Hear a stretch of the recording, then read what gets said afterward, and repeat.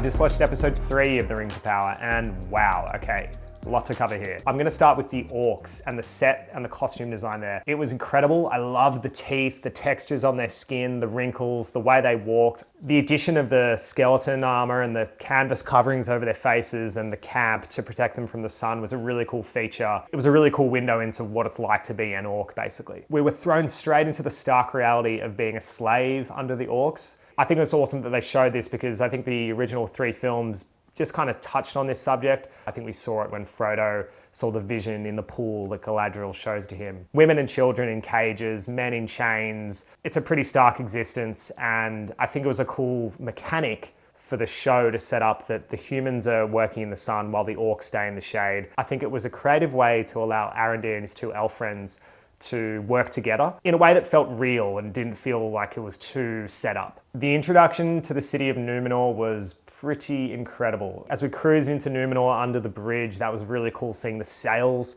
kind of retreat into the boat. It showed that this is a sophisticated seafaring nation, and then couple that with the mega wide shot of the city, you kind of felt like you were somewhere in the Mediterranean, which is something I haven't seen in a Tolkien adaptation before. The emphasis of the Numenorians as the seafaring people is something that gets covered a lot in the Silmarillion towards the end. It's a big feature of their lifestyle, and I'm really glad they incorporated that. This brings me to my third point. I loved the introduction of Isildur. The way that his sailor friend yelled out Isildur's name was just like how Elrond shouts it out when the 2 of them are in Mount Doom and Isildur refuses to cast the ring into the fire. Isildur! It's interesting to see this young, vibrant portrayal of Isildur, knowing the doom that awaits him once he gives in to the power of the ring. Onto the Harfoots, my 4th point. I'm really glad the secret is out about the stranger now.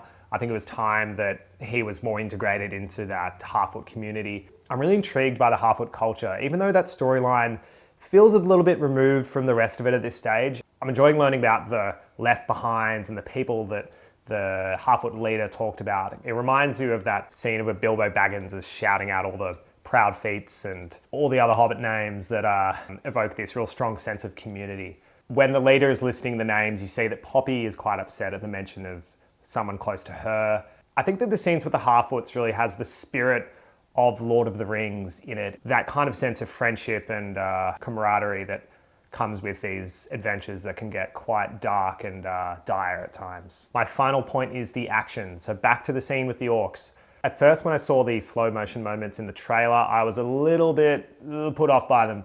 I find it a bit of a cheesy way of showing how talented someone is, and sometimes slow motion can take me out of the scene. However, in this scene, I think it was well done and purposeful. It really showed that the elves have this almost superhuman, well, they're not human, they're elves, these superhuman abilities that they can easily overcome the orcs with. I think the slow motion scenes helped communicate Arondir and the other elves' quick thinking. The use of the chains was really added to that kind of acrobatic flair.